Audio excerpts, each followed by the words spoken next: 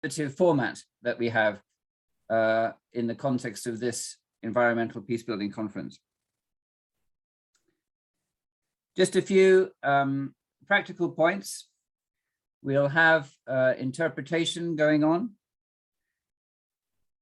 And then to say that the session will basically have 5 phases.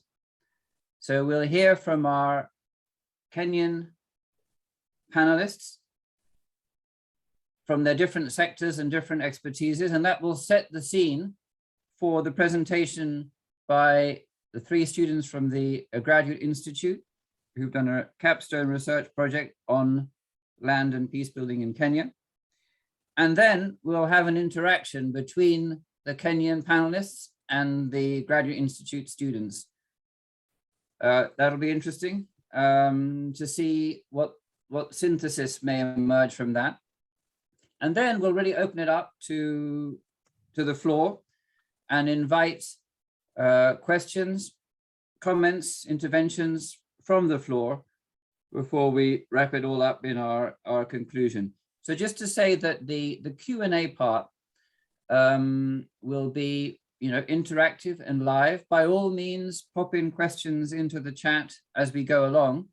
But when we come to that Q&A part, show hands, and then we'll select questions, select people, unmute you, and you can please, share your responses and engage in the discussion. So with that, I'd just like to take a moment and invite us all to just take a few seconds to pause in acknowledgement of this theme, recognizing that people lose their lives because of land-based conflict, have been doing so recently. I'd like to particularly draw our attention to the fact that Mukhtar Ogle has joined us from a meeting which is actually urgently called due to conflict.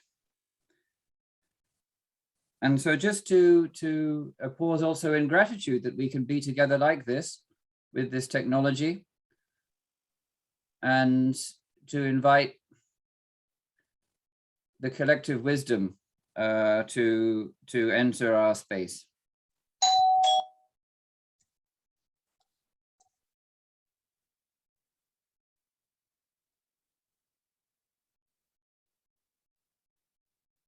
Thank you. So I'm going to start by introducing the Kenyan panelists. And just to say that I think we're quite privileged to have not only these individuals, but the range of expertise that they encompass. We have Mukhtar Ogle, who's a senior advisor to the President of Kenya. We have Janet Jiruto, who's a legal advisor to the governor of Elgeyo Marakwet County. We have Eileen Wakesho, who's a community land protection advisor to the worldwide grassroots legally based movement, human rights movement, Namati. And we have Munini Mutuku, who is a senior officer with the National Integration and Cohesion Commission of Kenya, and the former chair of the Environmental Peacebuilding Association Africa Interest Group. So, Ustaz Mukhtar, I hope you're there in Mombasa. And if you're able to, now of course, whether Mukhtar is able to actually join us right now, I don't know. So I'm going to pose a question. And I think I will shift to, who should we start? Maybe Munini, can you set the scene for us on Yes. land and peace in Kenya from your perspective? Thank you. Thank you very much, Alan, and allow me to appreciate the organizers of this conference and also this webinar, and I appreciate also the discussion that is going on today. Land is an emotive issue in Kenya, but not only in Kenya, within Africa. And it starts all the way from the colonial season when people had to be moved from their own lands, had to be migrated and settled in other areas. And the pre-colonial governments that came in and had to take in land and had to settle people again. And with those kind of issues, you find even today, we're still dealing with the question of who owns what, who accesses what, and who uses what. In Kenya, we have at least 29 arid and semi-arid areas, which are affected by climatic issues. We see a lot of drought in those in those areas. And those areas, most of them, not all of them, but most of them are inhabited by pastoralist communities. And because of the climatic conditions and the access to resources, you find that we deal with quite a number of conflicts that have to deal with access to water, access to pasture, and also access to the very land that produces the very resources. Another issue is the question of pastoralist migration. Pastoralists migrating, or communities migrating from one area to another, looking for the same resources because of pasture. Another issue that we are looking at is farmers and pastoralist conflicts, and also we are looking at wildlife and human conflicts. Because of these areas, most of the time have conservations, they have game parks, and you find that there is that interaction between the humans and the wildlife, and it's not very conducive because the species need to be separate, or so it happens. Another issue is the land management and use legal system. For a long time, it has not reckoned the question of pastoralism. And so you find that land tenure was largely private and public. So when it came to community land, which quite a number of communities within these ASAL areas use as a way of accessing land and the management of land, then you find we have a conflict within the law and within the communities and their practices. So with those challenges, though, we have seen some positive changes. We have seen policies coming up, like we have seen the Community Land Act, which has come into place even within the new the Constitution of 2010, which we call it new, but it's not new now. At least it recognizes public, private, and community land. We are also seeing land tenure rights being given to communities. We are seeing this localized management of land by county government. Currently, Kenya has devolved into county government.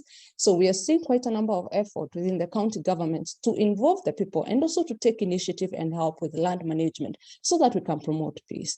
A case in point was Samburu, where we have had quite a number of conflicts where they have actually actively come up to help develop some laws that are going to help with range land management.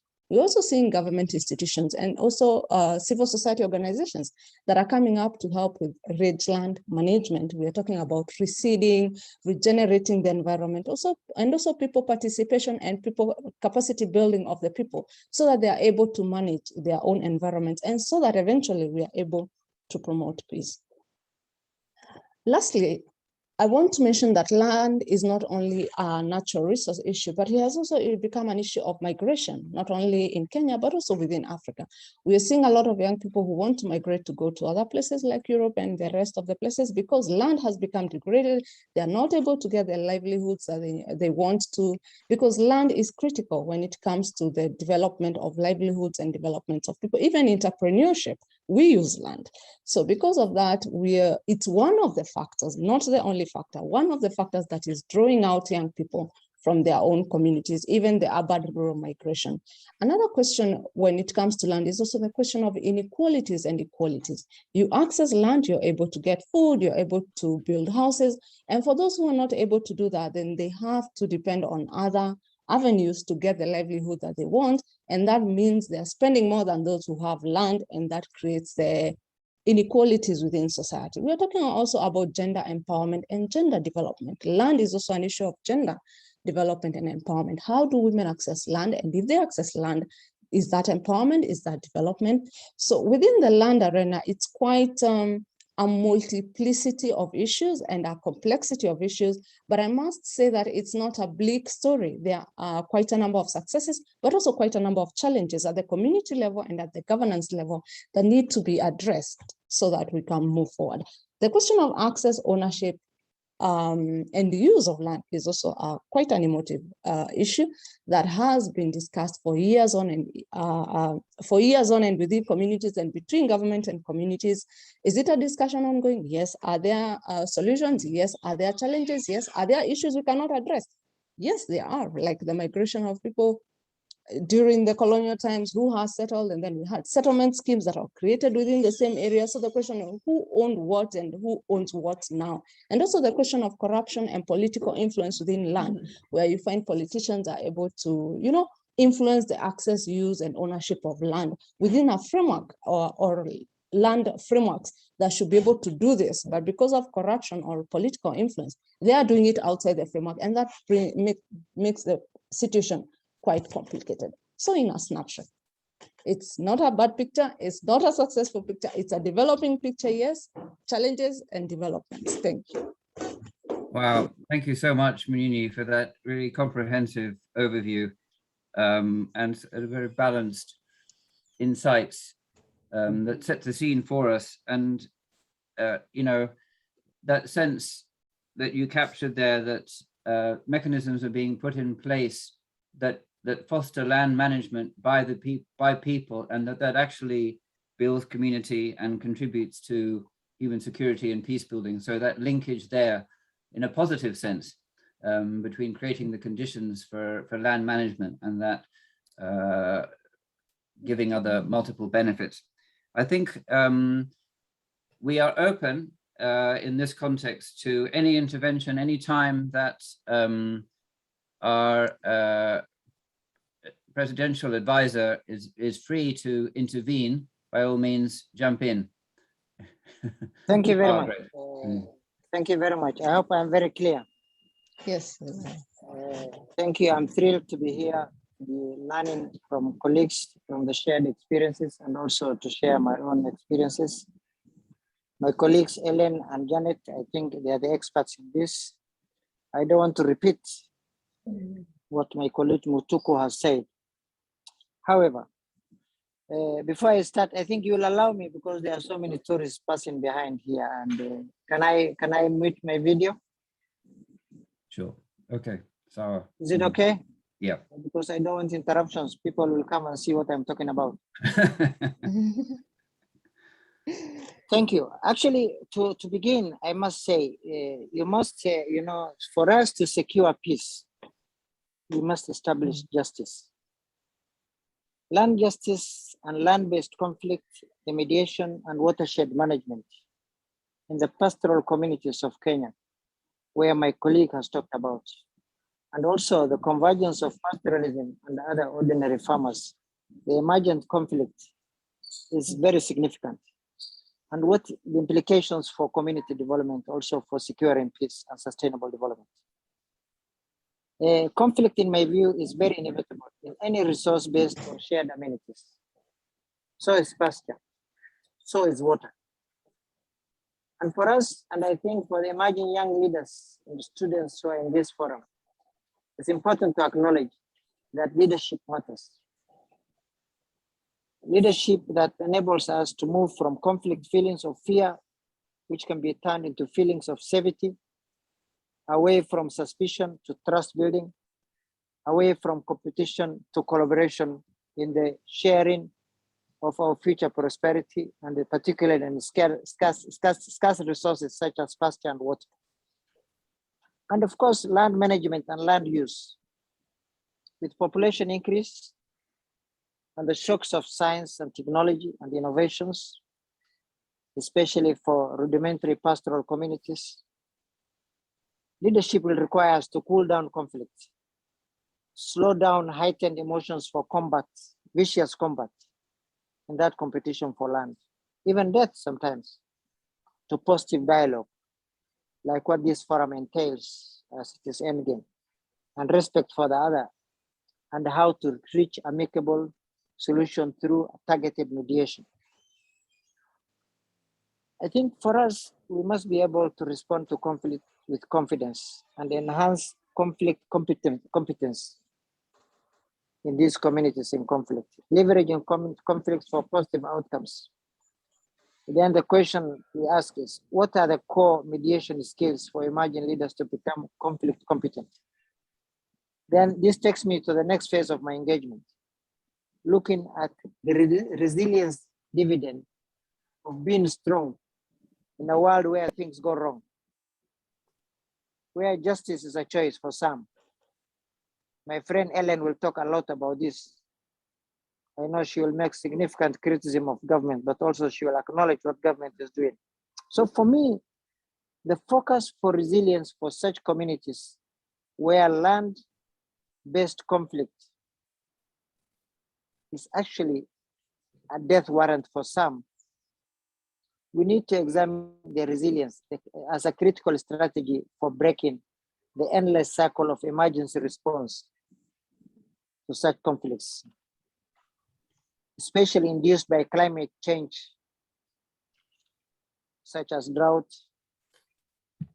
famine, loss of livelihoods, which is a resultant of that, depression, and also look at the capability of such communities where land-based conflict, especially in watershed management, how they recover from such a disaster.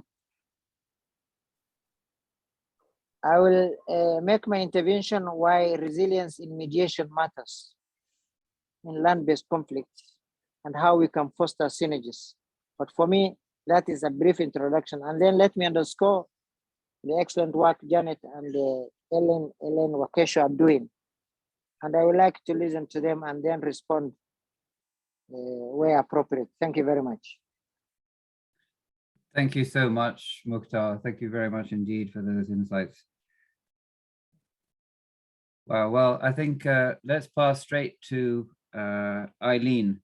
And, again, just to highlight how, Mukhtar, you emphasized Eileen may have criticisms of government, you're from government, and she may also have points to complement and encourage government from a civil society perspective on these issues. So, Eileen. Thank you very much, Dr. Alan, and thanks to everyone for finding time to join this very important conversation.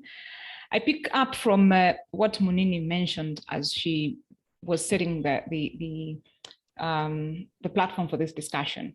And just to emphasize that land for many Kenyans is power. Land is a measure of wealth. And then for many communities, land is identity. It's their culture, it's their heritage. And like everybody and any other person, when your heritage, when your identity is threatened, then the automatic response is for you to be able to protect that identity. And that is why time and again, if you look at the cycle of conflicts, especially during election time, more often than not, these are things that have not been dealt with conclusively. And so the elections time provide an opportunity for Kenyans to come up and try to push back on historical injustices that largely touch on land, because land remains the most critical asset for all Kenyans. It's where we bury our dead and our loved ones. It's where we bury our umbilical cord. So it's deeper than just a factor of production for many communities.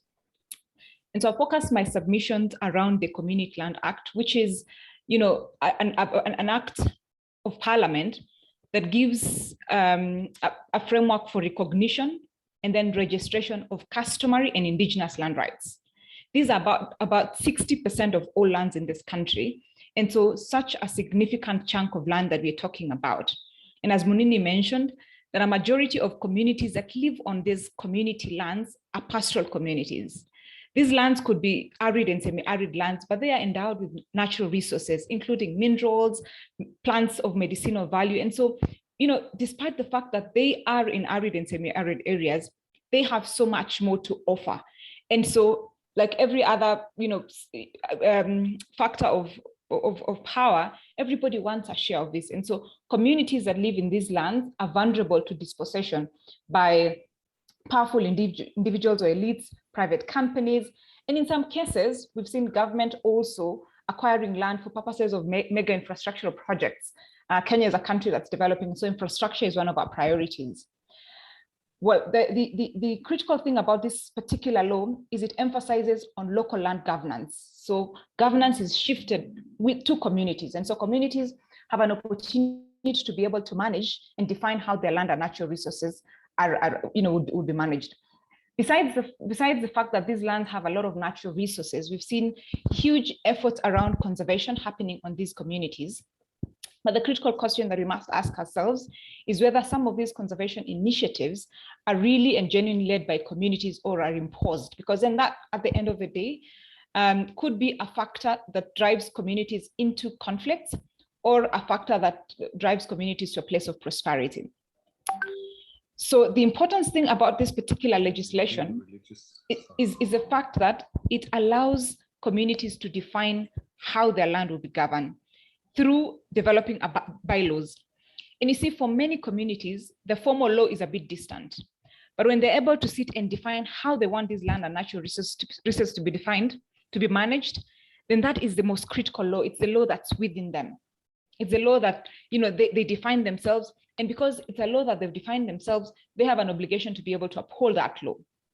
Besides just defining how they want their natural resources to be managed, they also sit down and define and agree how they will resolve conflicts. And so these are conflicts between them and other communities. There are a lot of boundary related conflicts between these communities, how they would allow other communities, because these are pastoral communities. And so, these boundaries are not physical boundaries, but they're more invisible boundaries. And so they have rules, how they will allow other communities to come in and with their animals to find pasture and so on and so forth. They also, as they do that, they also agree how they resolve conflicts that come up. For one reason or the other, most of these pastoral communities go through kind of a training on how best to protect their animals, to protect their communities. And so at any point when that is threatened, the automatic response is conflict, is violence, is up in arms. And we're seeing that more and more happening. So besides just forming these laws, they also have certain cultural structures. They have elders who are sort of custodians of culture, custodians of history. They have a lot of the traditional knowledge on how to be able to address issues of climate change, using their traditional knowledge. They have such strong traditional knowledge that is so helpful in being able to address some of the emerging impacts of climate change. So these structures are important because when it comes to inter-community conflict, then these structures of elders are able to summon their warriors or their warriors groupings and give guidance on whether to retract from engaging or fighting the neighboring communities and so on and so forth. And so these structures might be not formal structures, but they're structures of power. They're structure of not imagined power, but real power. They're structures that are able to instill a sense of unity among communities and be able to drive aspects of peace. Now, as I conclude, this is fairly a progressive law because once communities have a chance to be able to govern their land and natural resources, they have real power. But the implementation of this law has had its share of challenges. Like any other new law, it's complex. It's the speed of implementation has been very slow. The law was passed in 2016, about 10 years, well, 2016, about 5 years down the line, we have about 10 to 12 communities that have gone through the registration process. That's a drop in the ocean. Considering how emotive land is, they need to be able to speed up the registration process and ensure that communities feel secure with all the legal documents becomes important in ensuring that we build a country that is cohesive. And even as we move towards the general elections, that we move to that period feeling peaceful and feeling that communities will not stand up against one another because of the fear and the vulnerability that comes with lack of security of tenure for these communities. Thank you. Wow, thank you so much, Eileen. I mean, that's so interesting. And here we are at an environmental peacebuilding conference. People talk about environmental peacebuilding, and there in Kenya, you just illustrated how actually communities are engaged in environmental peacebuilding, and they may have been engaged in it for some time, and they are, illustrating how it can actually work. You said that communities meet, and at the same time as defining the management of land, they're defining how to resolve conflicts at the same time. And government is involved with the setting of the legal structure, and then communities are engaging groups such as yourselves are fostering this process. So I must say that's a really, really encouraging description. And so we can move on, and in a very interesting way here, because we can move on to Janet Geruto, who is back to county government, and a county which has seen many of the types of conflicts that the other panelists have described, and so a county government that has to deal with those conflicts. And I know that Janet, with a legal background and a civil society background herself, engaged in dialogue processes from that perspective, is now trying to work with government to best set the conditions for mutual prosperity and peace. Janet, I hope you're with us now. Alon, I'm with you all. My internet is a bit shaky, so I request that I switch off my camera for some time, then I'll put it on later. Is that okay? Sawa. Over to you, Janet. Thank you very much to the conveners of the meeting, the conference rather, and my previous speakers. I acknowledge the wealth from Dr. Ogle, Madam Munini, and of course, Eileen. And I want to pick up from what Eileen has said. I want to give us a small background of what the kind of conflicts that we have in Elgeyo Marakwet County. And for me, it's almost like a personal clash, moving from the, being an active citizen in the NGO world to be, a duty bearer is a personal, clash that you have to struggle with every day. Where do you draw the boundary, given that you already know what as a right holder, what you need? Anyways, with that being said, I think it's important to work with any government if you want to influence any policy, because as in the NGO world, you can only do as much. So sometimes you need government to legislate and all that. So I want to first of all describe the conflict in my background, which is Elgeyo Marakwet County. Elgeyo Marakwet County is slightly over 3,000 kilometers square. It has 3 topographical areas, that is the highland, the escarpment, and the valley. So part of the whole valley is an acyl area, a dry and semi-arid area. And part of the escarpment too, some of it, experiences the weather of, dry and minimal rainfall. So there are 2 kinds of conflicts in my neighborhood, rather the county. One is the intra-community conflict. And I want to specifically talk about the Marakwet community, which Elgeyo Marakwet has 2 main communities, the Marakwets and the Kayos. So one of the conflicts that I'm talking about is the intra-community conflict. And these are the conflicts that have arisen from the issues of boundaries and land that Eileen is talking about. I was just spoken about.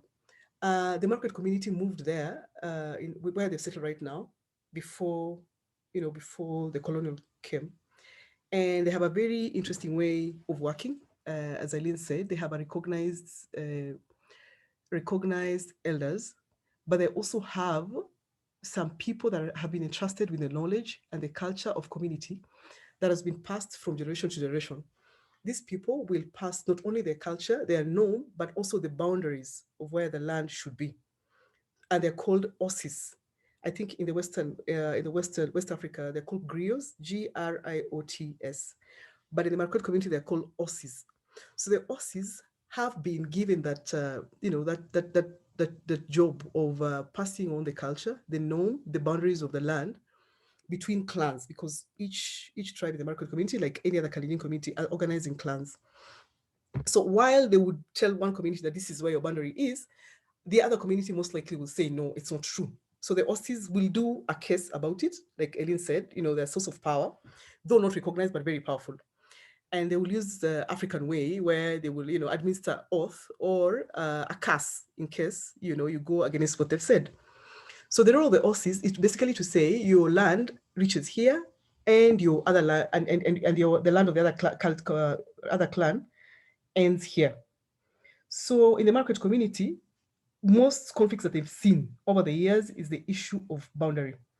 And I have several examples of, and I can give one example of how the OSIS have been able to, to solve such issue. In one area, there are two clans. One of them called, that maybe Clan A and Clan B. So one of the clans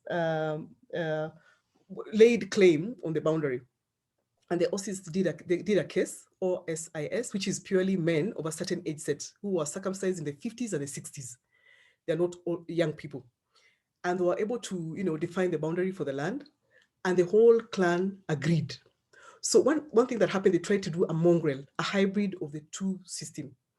So when Clan A agreed that that is the boundary, they told Clan B, if you think that your land has been taken by Clan A and you have developed it already, what you can do is speak to the owner of that land, the person who has sat on your land on Clan A, and now you can sell, if they, for example, develop the land and you need to take the land back, now, go back to the normal system, what we're using currently as a Kenyan government, and sell the land back. And it worked. So the only thing that they did not hive off was the public property, the public utilities like the hospital, the roads, the health center, and the schools. So the OSIS still have a voice, and they are very much respected in the Market community, and they've been one of the key people, running, handling the issues of community conflict within the Market community. The other example of how the OSIS have been key is the issue of sharing water resources. And I want to pick out an example in a place called Mon. There's a river called Embo Mon. I'll give those letters, the spellings later. And every 26th of December, they have a meeting on how they share the water resource. As I said earlier, our topography is the highland, the escarpment, and the valley, meaning that we have lots of rivers flowing down the valley. But in the valley community, they need to share by doing furrow irrigation. So they basically share and say, from the first week of January to maybe the second week, community A will be given the flood irrigation. Will use the water.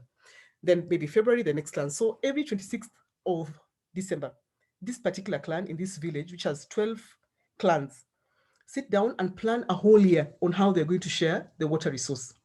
So if, for example, your clan has excess water, they can sell, quote unquote, by giving maybe an animal or real money to another clan so that they can use the water. And all this information is not written down, but it is kept by the OSIS, who are like the griots, who keep the culture and the norm of the culture of the community.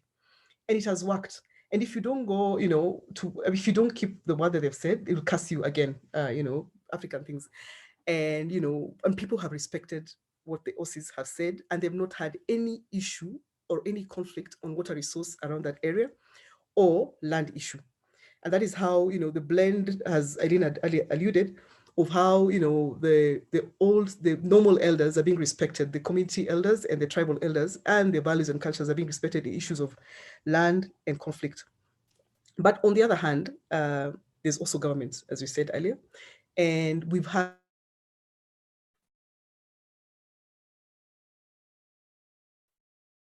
I'll speak on two levels. Am I on? Yeah. Okay. Got it.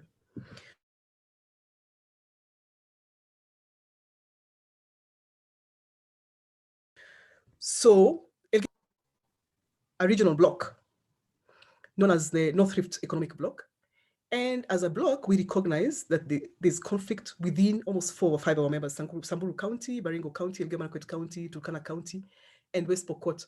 And the 4 counties that I've mentioned, except Samburu, we share a river called River Kerio. So on the North region, what we did an agreement on the Kerio River ecosystem to, and talk and spoke about, and we asked ourselves, how do we preserve this Kerio River that serves all these communities from up the source down to the valley. And we had a meeting, I think, for 2 years ago, and now, and we did an agreement and committed as counties that we will dedicate a certain percentage of our resources to the river.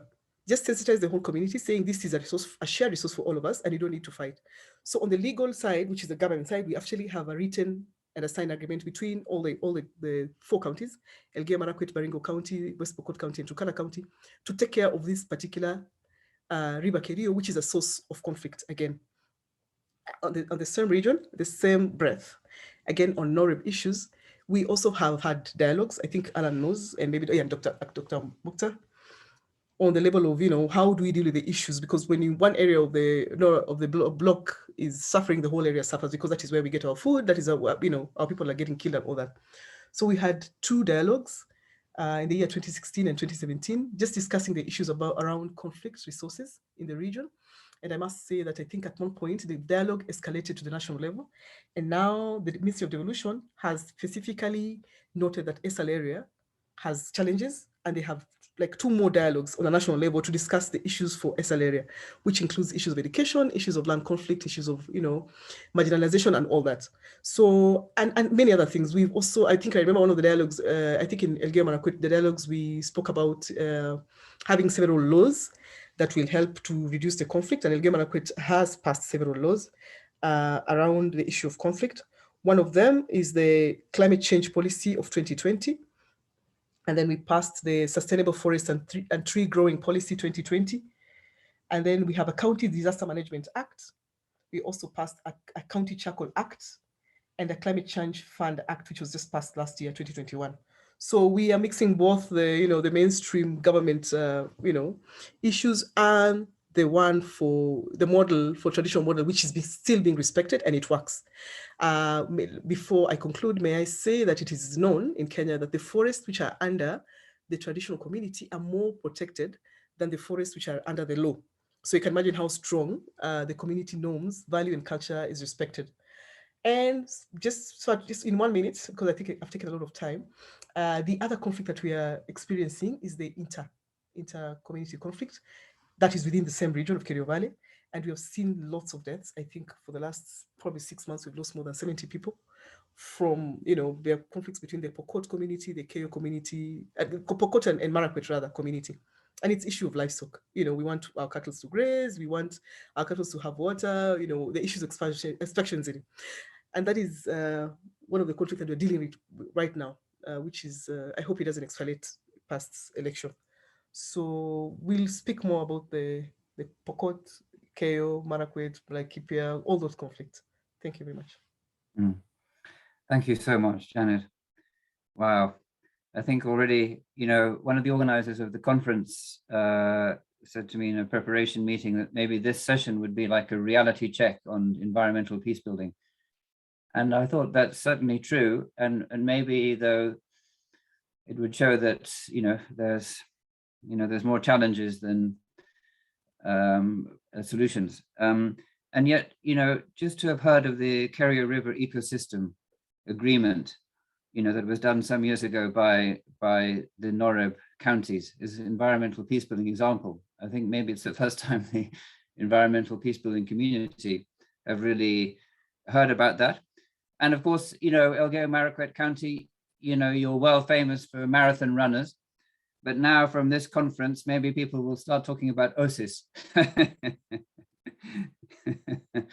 and really getting a sense, Janet as one, maybe you're at the bar in Kenya as a legal advisor, but also delving deeply into these, customary and deep kind of cultural ways of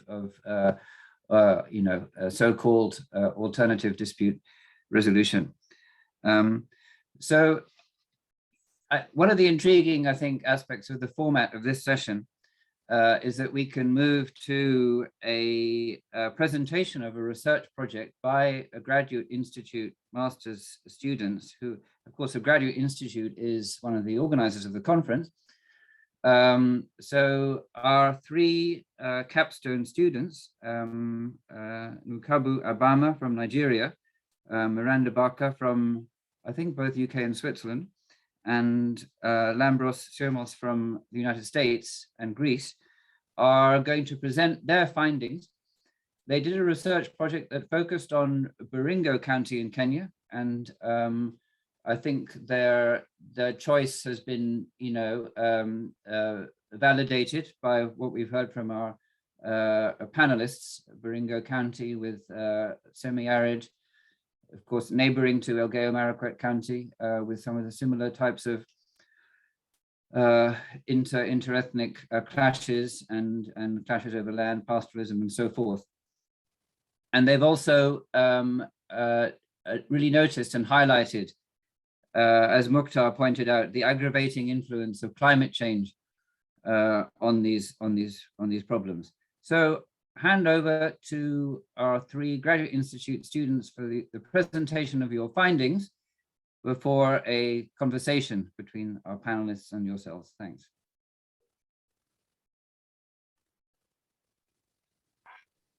So hello everyone, my name is Miranda, and along with Kabu and Lambros, we feel extremely privileged to be a part of this panel, and we are very grateful to the organizers and to Alan for coordinating. And we're very happy to be able to engage with actors in the topics that we've been researching, so this is a big privilege for us.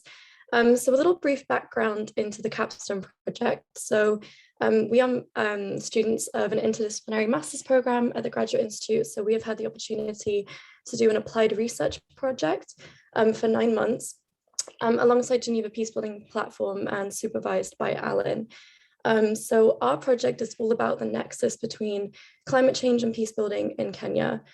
So we decided to narrow down our research to Baringo County in specifics, just because we thought it would be a bit easier to have a more narrowed approach into an area for the literature review.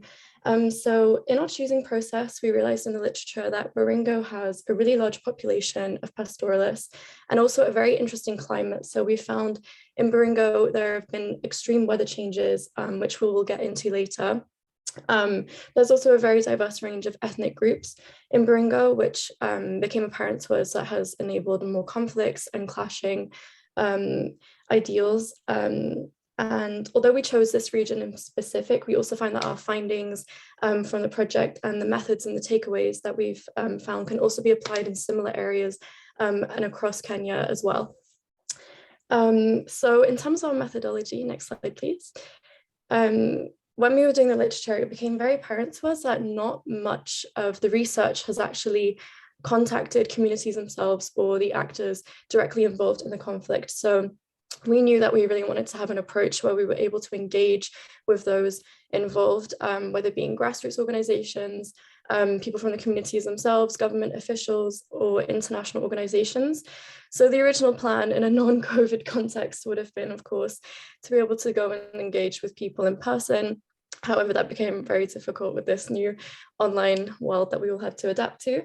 So we really wanted to give a voice to pastoralist communities. However, this was very, very difficult with the tools that we would have to work with. So what we decided instead was to do a series of interviews and focus group meetings. So individual and in group focus discussions. We also had a snowball approach. So if we had some contacts, we would ask if people knew other people. We found some grassroots organizations online, contacted them, and some individual inputs as well. So we also really wanted to have, this nexus between climate change and peace building really outlined with the people that we were engaging with.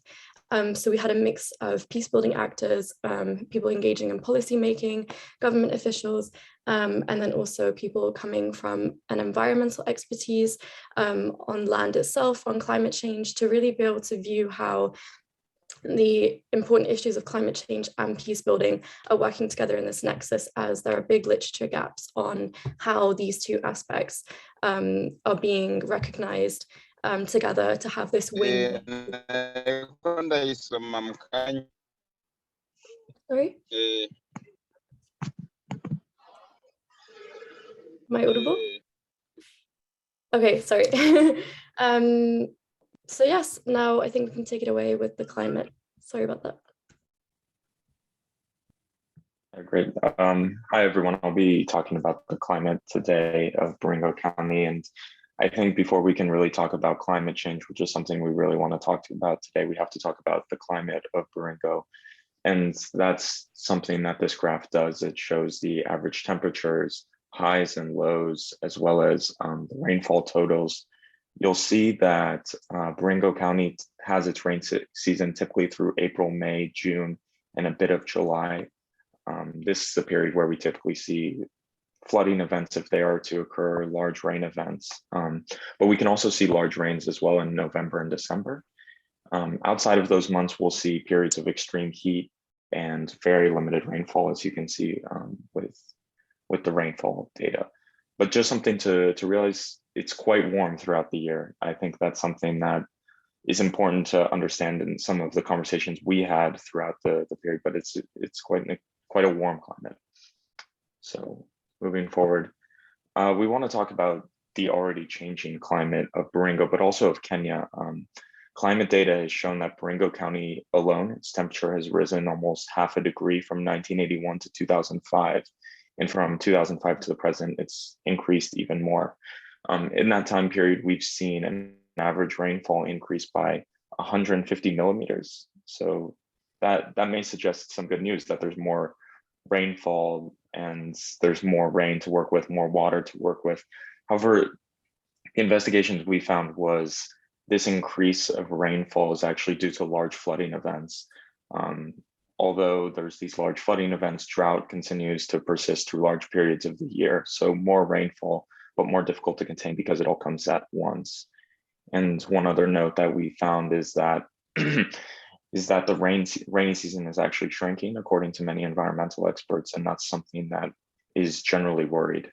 So the climate is already changing. And now I want to talk about the predicted climate. So climate modeling is extremely difficult to do, but specific generalifications can be made about the changing climate, and that's what we did. So we used data regarding East Africa and Kenya mostly, but we can apply this data as well to Baringo County. So the World Bank believes that the temperature in Kenya will increase by almost 1 degree by 2035. That's almost 13, 14 years from now. And by 2060, 2.2 degrees Celsius. That's extreme. That may not seem like a lot on the face of it, but that's an extreme heat increase. And that will change how the communities in Baringo County will have to live in many different ways. And so that doesn't mean just extreme flooding events. That doesn't mean extreme heat. There's going to be extended periods of drought, and there's going to be natural weather events that are going to have to be dealt with. So like I said earlier, this trend of a gain in rainfall is accepted to continue by environmental experts and from the data. However, again, the data and the consensus is that rainfall will increase, but severe flooding will also increase in the region. So when we get further in the presentation, we're going to talk about what that means for Baringo County and how we can work with more water and more flooding events. What are some of the methods that can be used in that local community? So yeah. Thank you very much, Lambros. Good morning, everyone. I will be looking into the effect of climate change on the livelihood of pastoralists and intra-community relations. As we have already established, against the harsh reality of drought and potential famine, northern pastoralists have been compelled to migrate with their livestock in search of arable lands for grazing. This migration has caused pastoralist encroachment on private lands, leading to tensions and eventually conflict between crop farmers, landowners, and pastoralists. The conflicts have also exposed the seemingly unjust reality that despite the steep struggle for fertile grazing lands amidst the drought, significant portions of arable land in the northern region also lie within the control of the expatriate community. Another major issue that has come up is cattle raiding. Cattle raiding is the organized forceful stealing of livestock from another person for the purpose of commercial gain, and it has become increasingly rampant and violent in Baringo County.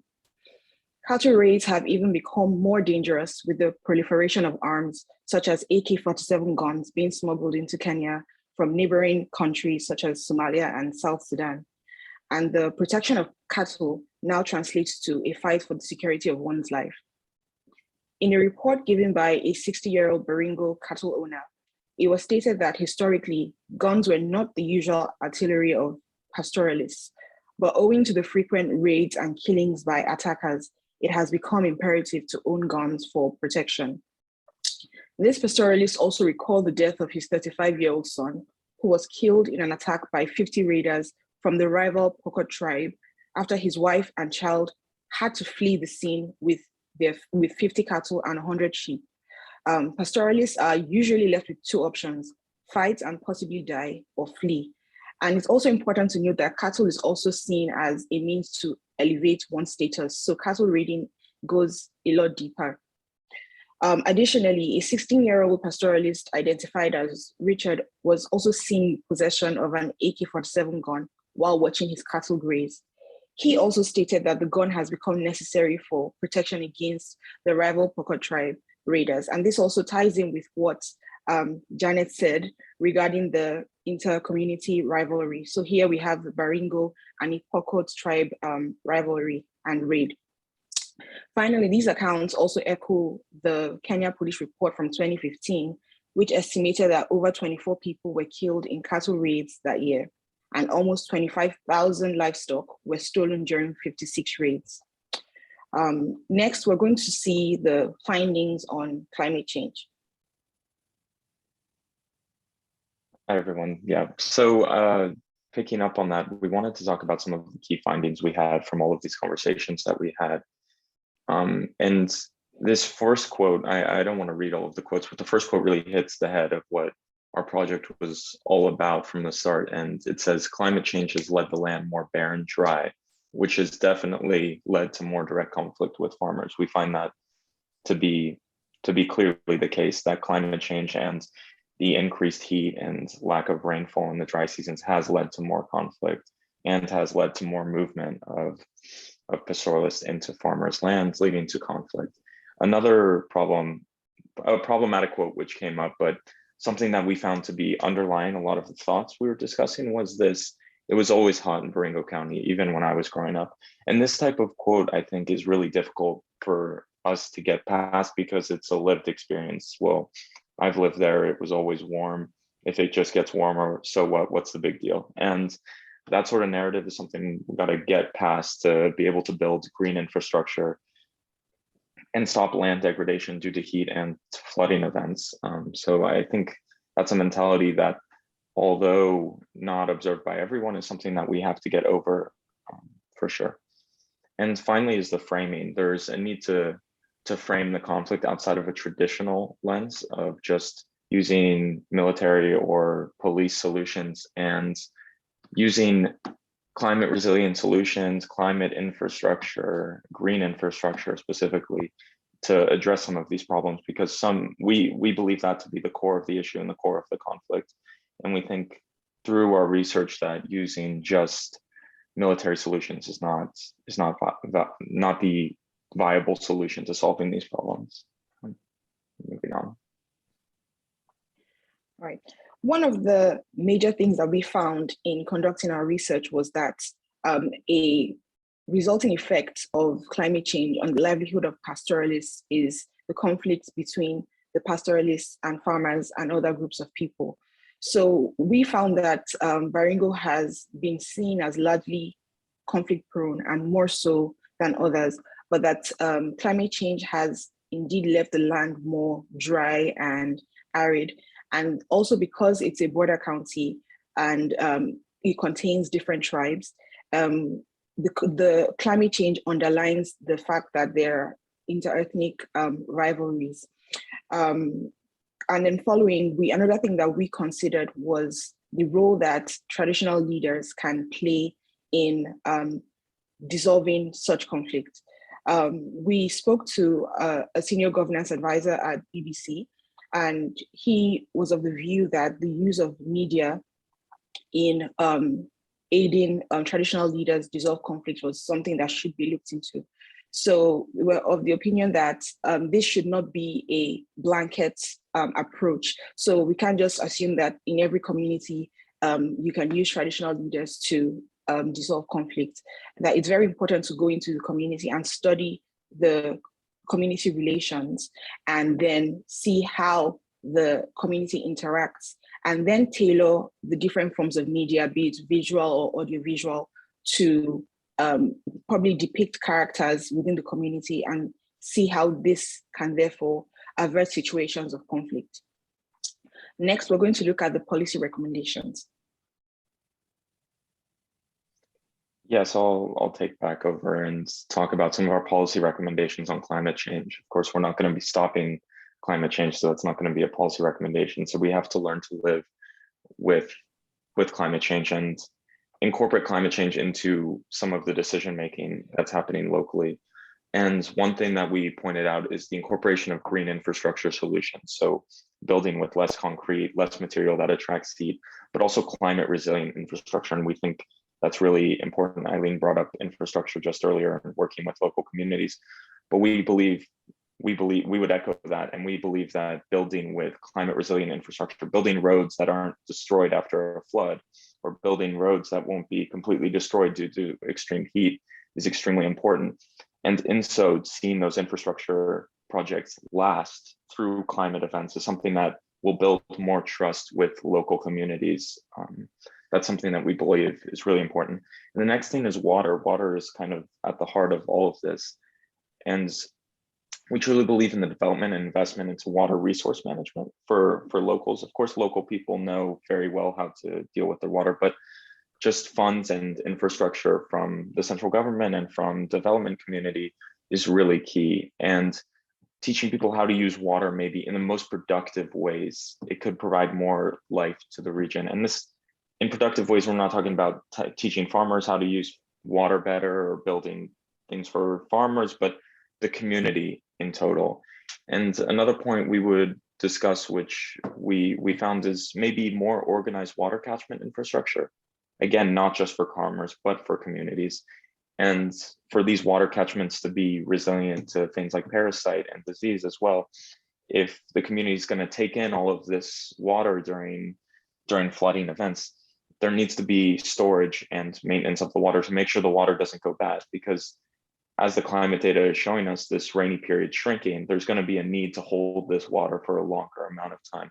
So it's really important to have water catchment that can hold the water for a long period of time, without bringing in parasites or disease. That's really important. And finally, this is something really important that we want to reiterate, and it's climate durability assessments. And we believe climate durability assessments need to cover all new constructions. So what does that mean? When we decide we want to build a new road, we need to evaluate, how will this road hold up in such heat that we're expecting to come due to climate change? How will this road hold up due to incredible rains that we predict could happen due to extreme flooding events? Will the road still be there? Will the road have washed away? That's something that we find extremely important. And again, this goes into all parts of life. Housing, how does this house do in a flood event or an extreme heat event? That's something we believe that all construction should be using when building. And that's really it for the climate change recommendations, but I'd be happy to go into this more detail in our discussion. So just looking into some policy recommendations on conflict and peace building.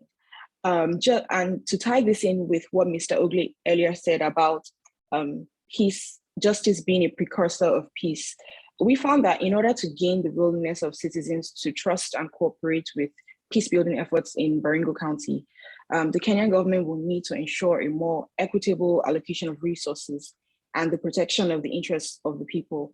And this could be achieved through the fair allocation of national resources, especially land, in view of the environmental degradation in Baringo County. And just as Munini earlier mentioned, because land is seen as a symbol of power and identity, this is so important to ensure that there is justice in the system, and this would therefore translate to peace. Additionally, the restitution of property illegally obtained during raids and a transparent judicial system that ensures the accountability of armed cattle raiders and government officials will bolster the ability of citizens to trust the government and cooperate with peace-building efforts. We also recommend the devolution of security to the counties in order to maintain order. At the moment, security is within the preserve of the national government, but then we find that, just in line with what Janet said, there has been more success at the community level. And because these conflicts happen at the community level, it's important for security to fall within the preserve of the county governments. So we believe that this could mitigate the frequency and spread of cattle raids, land trespassing, and other ensuing conflicts within the community. Finally, we believe that there should be more investment in media and telecommunication infrastructure to aid the free and quicker dissemination of information and to just prevent the dissemination of falsehoods as well. Next slide, please. Thank you so much. Finally, while climate change has spurred resource-based conflict in Baringo County, the collaboration of efforts to aid climate adaptability and peace building will hopefully cushion the harsh effects of climate change on the community and mitigate resource-based conflicts in the county. Thank you so much. Thank you so much, Kavu, Miranda, and Lambros. I think it's amazing, what you've achieved in your research, especially given that you weren't able to go to Kenya. So we know the Graduate Institute's a good school, but you kind of feel the ethos of it as well. Founded by those, I think, who founded the League of Nations, and the ethos with which you've approached this, and the sense that, for me, international relations students who are talking about cows, who are talking about watershed management and customary land rights, I think it feels like, international relations students are like gripping some of the issues on the ground, which sometimes you feel in these international kind of circuits of policy may not, happen. I'd like to, briefly from our Kenyan panelists, how does that, what kind of strikes you? What resonates? What would you like to highlight, or anything that you find that you've noticed that's either lacking or jars? This is an opportunity for us in these brief moments to learn together. So I'd like to hand over to any of our Kenyan panelists. Thank you, Alan. Thank you, Alan. Actually, this is very impressive. The students, I think they're top notch. Actually, the ability in the framing of the issues and meshing of community experience, the research, despite the restraining impact of COVID, is very commendable. I like to say 4 things. In times of trouble, good society pulls together. People tend to look out for one another, so that in doing so, society affirms the virtue of shared sacrifice for the common good. For our vulnerable communities in these arid and semi-arid regions where land management, especially in Baringo and Elgeyo Marakwet and Taita Taveta, where some of these great Kenyan ladies are coming from the panel, the element of distributive justice through the promise of devolution is assumed that resources will be equitably distributed from the national government. But you know what happens in the county government. I will leave Janet to respond to those issues. But for purpose of this research piece by our great students, in the context of environmental justice and community dispute resolution, I would like to observe that resilience in mediation matters in such conflict, whether it is land, whether it is over pasture, water resources. This must be rooted in our thinking, especially the mindset of this victim community.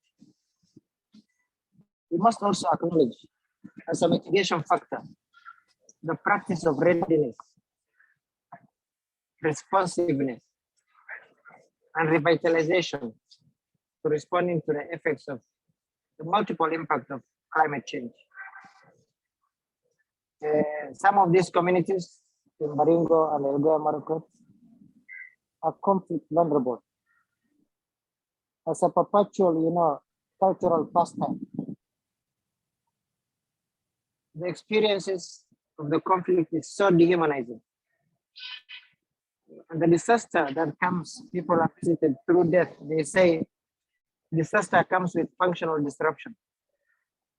So while we need to be resilient in mediation for such communities, in a world of stresses, depression, and shocks, there's need for significant, self-awareness by all those responsible to help communities to bounce back and revitalize, energize, affirm, and act on a new vision. and realize the resilience dividend for these communities. I also liked one bit finally, the bit I liked was on the policy recommendations. I must say they were targeted and practical. However, we must also seek to see how we can build resilience, where we can become more able to prevent and mitigate such shocks, be able to respond to the unpredictability of climate change, of culturally induced ownership. You see, Elaine said land is sacred. In Africa, we bury our umbilical cord there. I don't know what people like Allah do. However, to develop a greater capacity for bouncing back from crisis and learning from it and achieving revitalization, especially in the areas I mentioned on water and pasture, and more significantly, land use and management is very important. I said leadership matters earlier on. So such communities need to be more adept at managing disruption and be skilled at resilience building. Thank you very much. Thank you so much. Could we have a like a soundbite, Eileen, from the students' presentation? Just a quick one from my end. I'll just focus on the recommendations, and as Ogle mentioned, I think they are quite well thought, very targeted to the different agencies. My only thought would be just thinking through devolving aspects of security to counties. And I'm wondering whether that would be a sustainable way to be able to address the county-related conflict. So they are about 14 functions that the national government has devolved to counties, because we're not a federal government, but rather a devolved government. And there's a bit of wisdom in trying to ensure that some critical functions remain with the national government. Of course, there's also a bit of maybe mischief. I don't know, Ogle, if you'd agree with me. But I think for security, if we have a functional national security. Objection. If we have a functional national security, we might not need to devolve security, because you also don't want to see a sense where you have counties with their own security, or military that are county-based. Because if that also is not handled well, then you'll hear counties fighting, one security arm of this county fighting with the other. And so I'll invite you to think through whether there are options to be able to make the national security functional in counties without necessarily thinking about devolving security as a function. Thank you.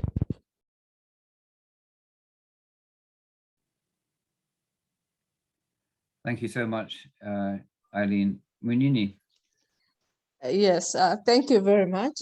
Thanks to to Miranda, Kabu, and Lambros for that very interesting research and for the findings. Very interesting to hear about the cattle raiding and the climate, and also the migration that we mentioned earlier on, and the question of arms, the proliferation of small arms and the AK-47 within this region. And most of the time, because also the government has gaps in terms of security, the question that is being discussed by Eileen and Mukta is having an objection. So allow me to also look at the recommendations, just to add to the one presented by Lambros on the water. The pasture is also an issue. And one of the things that they are doing within rangeland management practices is to reseed when it comes to grass and the growth of pasture.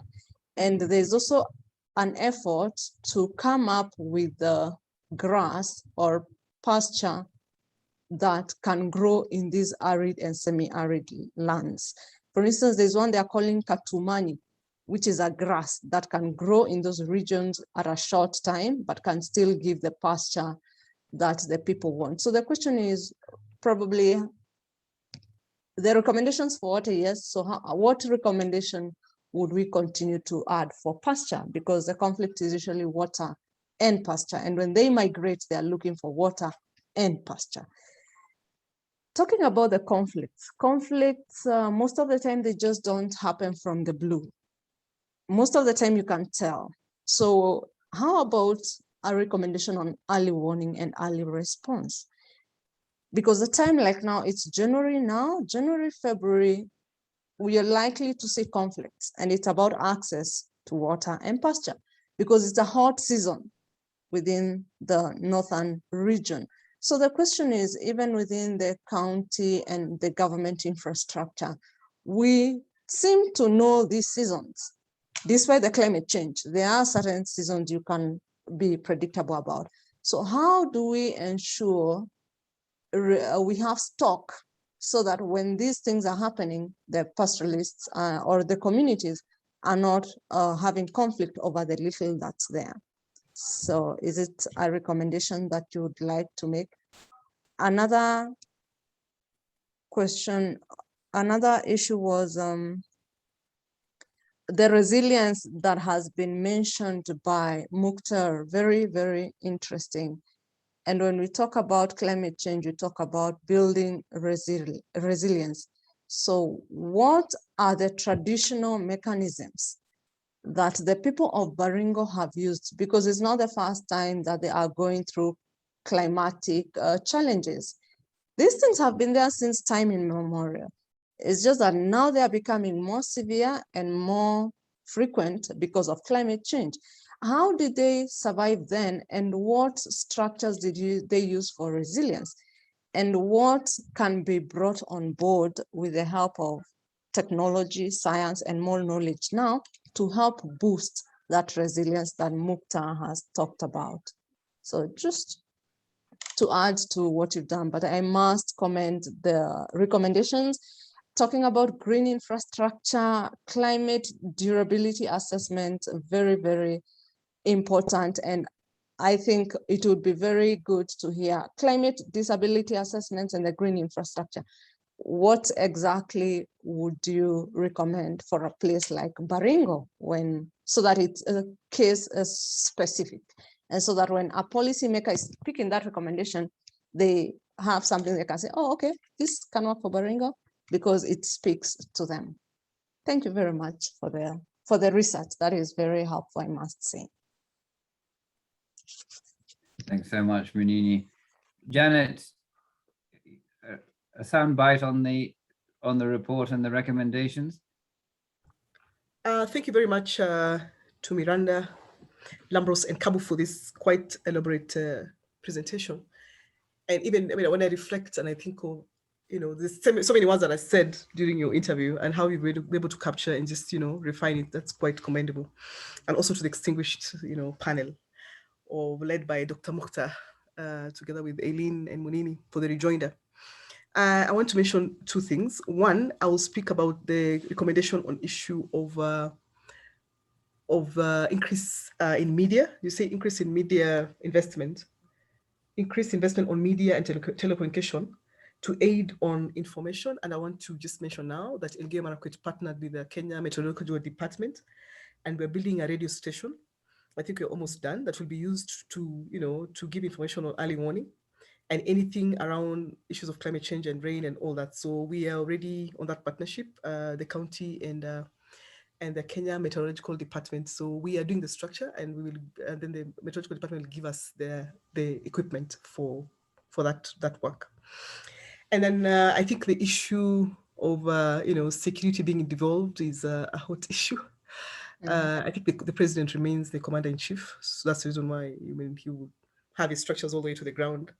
I think we only need to speak about the gaps. Maybe we should speak about the gaps that have been seen on matter security, especially in the region, our own region, in the Kiribati belt, and what best can be done, to help us on those matters.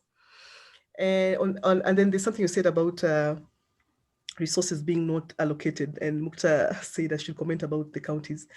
I have to agree with him that leadership, everything rises and falls on leadership. Someone said that is true, and it depends on particular counties. And I want to speak about Elgeyo Marakwet County. From 2015, we passed an act called the Elgeyo Marakwet Elgeyo Marakwet Equitable Development Act. So what the act actually presented was we are sharing whatever we get from the national government, again, on a certain level to the county, to the wards, to the very lower level of the wards. So each ward gets between 40 to 45 million. We have 20 wards, and they get to decide on what they want to do with their money. And some of the wards have actually, put their money on, for example, rehabilitating waterfronts or doing furrows around issues that are affecting them in the community. So it depends on really what the counties, how they want to lead their people. So for Elgeyo, we already set a pace in 2015, and we have an act where people are, it's center powered. So people are already the ones who decide what they want to do with their money, whether they want to do schools or roads, or they want to fence off, or rehabilitate a deep or a river, or desilt a river. So that one is, maybe we will keep talking about it. We will escalate more writings on the effect of such laws and how it changes the community for other countries to take up, this law. Because what it means that you are further removing more power from the governor and taking it to the people. And most people don't like that. We want a powerful governor who has money, not a governor who, says half of my money should go down to the people. And lastly, on the issue of water, I think we need more discussion on water as a resource. As we've shown earlier, that the Noreb counties have begun, recognizing some of the resources that we have, like the Kedo River water source. And the Kedo River, the Coca agreement, which is on Kedo River ecosystem, is between counties that are using the river. One of the things that we were having a discussion around was, what about the source? Because the source of the river is Uasin Gishu County, which is not part of the belt that is having conflict. So already having discussion to see whether we can add Uasin Gishu as a source, so that they know they need to protect this source of water up at the escarpment for the rest of the counties which are in the valley to live in a more peaceful way. But I think these problems are here to stay. So the earlier and the more continue to speak about it, the better, so that we can borrow experiences. We have no other place to go. We have only one country. We have several communities. So the earlier we keep talking about it, the better, so that we can find more solutions to what we have. But lastly, I think really the community should take center space in everything that is happening, so they can appreciate and really run away with it, instead of top down, should be down up, but not in a political way. Thank you. Thank you so much, Janet. Thank you so much. Wow. So we come to in a way, it's a bit sad, isn't it? We've only got, theoretically, we've only got 9 minutes of this very fruitful discussion remaining. We're controlled from Geneva, so there's Swiss timing. But I've been informed that due to the excitement generated, we've been given 5 minutes extra, so we can go till 35 past. I think Fabian, could you take off the spot from the panelists so we can see everybody who's present with us?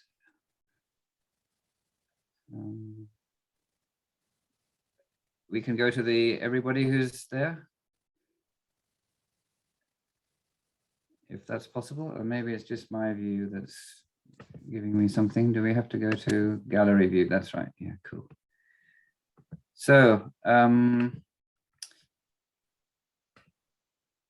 think I'd invite now, to some extent, well, there's a question there.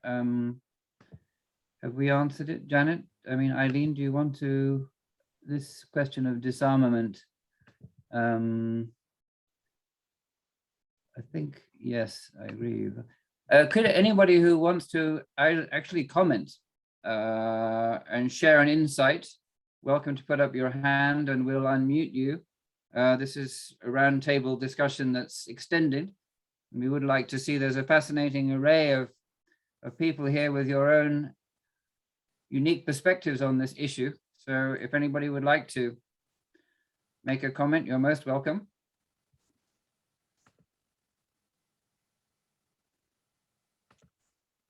Otherwise, we can go to the question from Alessandra. Alessandra, yes, please ask the question. Yeah, hi everyone. Thank you so much for this presentation. I think the question was partially answered by Janet at some point. And I guess, so yeah, the question was how you should define land justice when you have existing overlaying formal and informal agreements, but then she clearly spoke about how the boundaries agreement are passed through generation to generation. And from what I got, the other part of the question was about how do you deal with scaling up? So like having a sort of uniform value systems that define land boundaries. And I guess you don't really scale up. It's really a matter of local governance, but maybe one of the panelists can comment on this.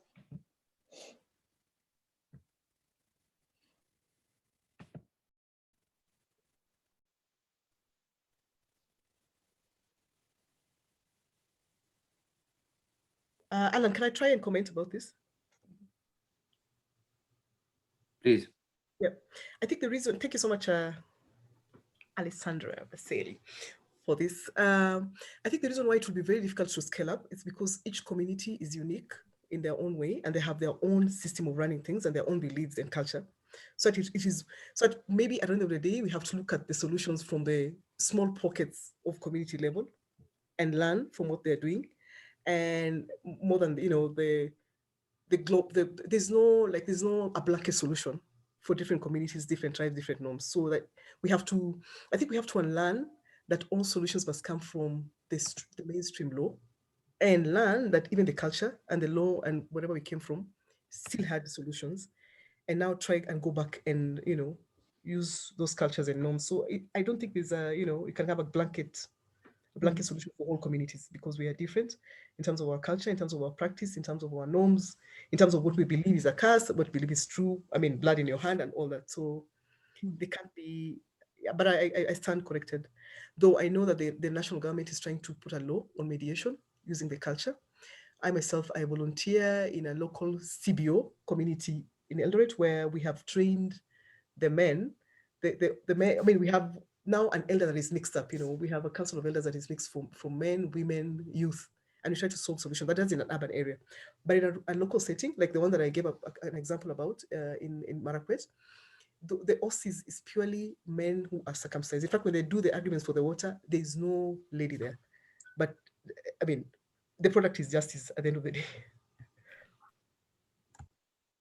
And allow me just to add to what Janet has said on the ADR, Alternative Dispute Resolution Mechanisms. Yes, it's true. The judiciary has opened up in reference to the Constitution. That should be Article 159 of our Constitution. It tasks the judiciary to incorporate alternative dispute resolution mechanisms. And with that, it has done a study of the various structures that exist within the country from various communities. But then it has also created a mediation wing within its own self, where it accredits mediators who are able to handle these disputes to do with the land, civil cases, family cases, and all that. So it's work in progress. But just like Janet is saying, the legitimacy of these structures come from the community. As far as the Constitution indicates that it doesn't go against the law of the land, where you're discriminating against women, you're agreeing to killings of people, just going against the law or human rights, then they agree to allow these structures to be able to do that. Another question I have seen, allow me, Alan, just to mention, it talks about the sacred beliefs and practices. What role do these religious traditions play?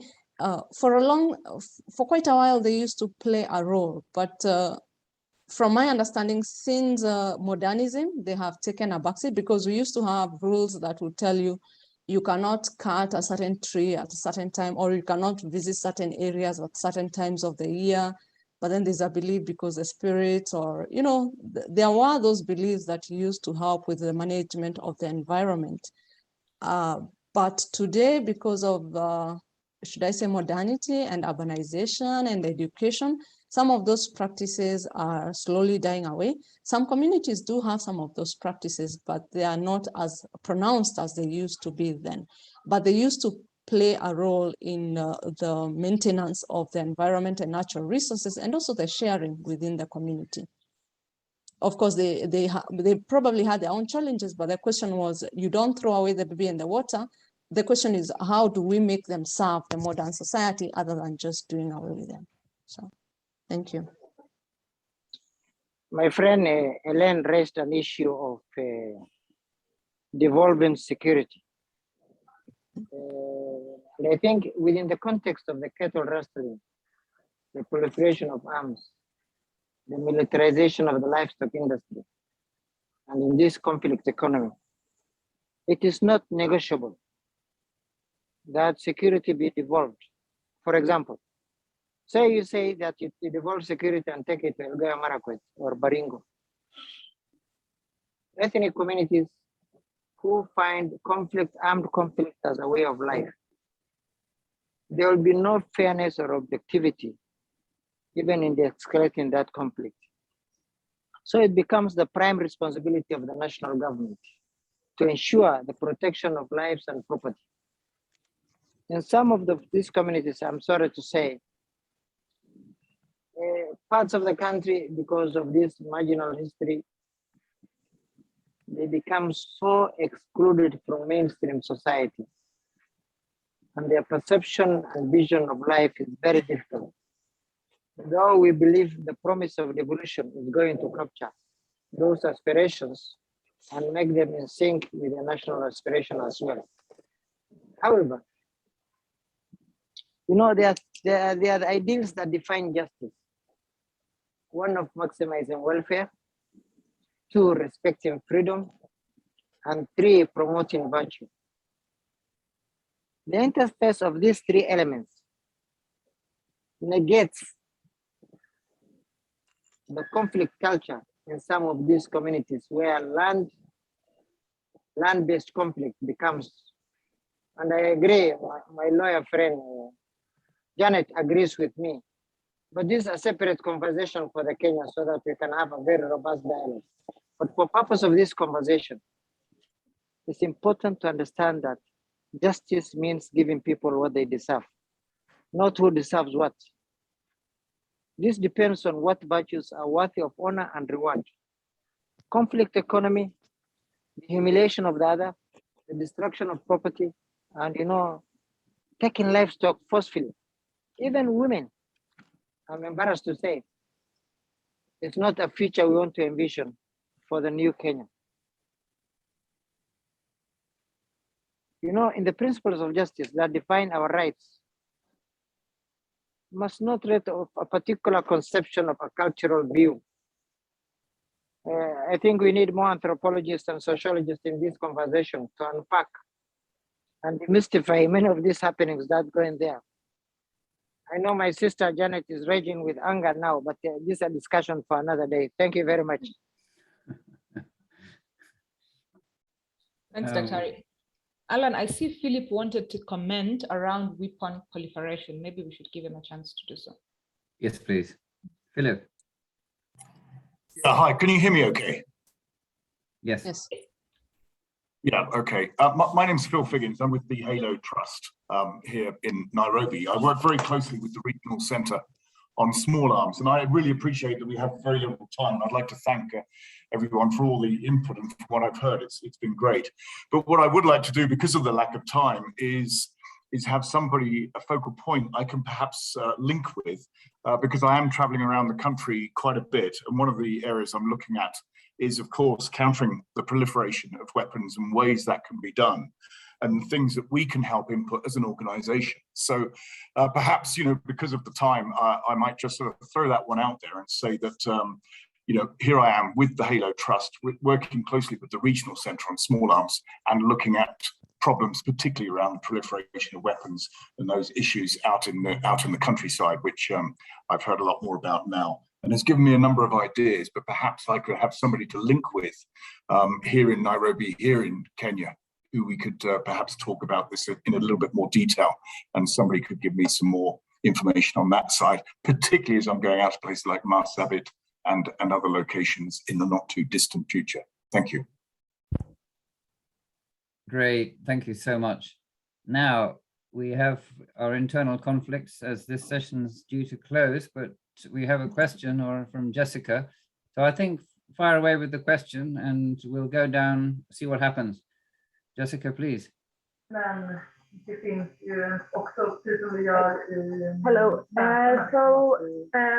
I have a short question on the land rights. So one of the panelists mentioned overlapping systems of statutory law, customary law, and community practices, and also that there is a community land rights law in place. So I wondered if anyone would like to comment about what these overlapping systems imply for women's access to land, holding of land or inheritance of land. Thank you. Eileen? Thanks, Jessica. Just a very quick response. So both our constitution and all the land-related legislations are very clear on aspects of equality in matters land and property ownership for women and men. However, you know, the law is one thing, but the practice is different. We're still struggling with issues around discrimination of women. And of course, women, we have different classes of women, could be unmarried women, women with not children, women with daughters, and so on and so forth.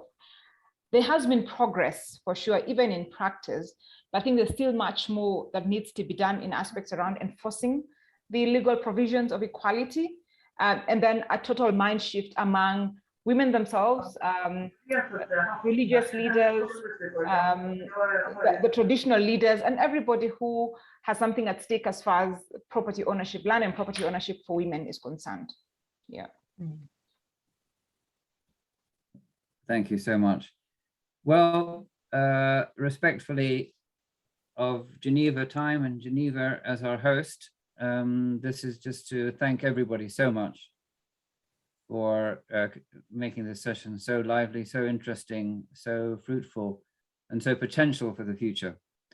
And to thank the organizers, the technical team, and everybody who makes this possible.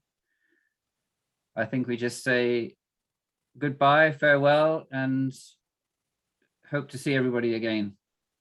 Thank you. Thank you. Thank you. Thank you. Thank you. Goodbye. Bye. Thank you. Bye-bye. Cheers. Thank you. Thank you. Bye-bye.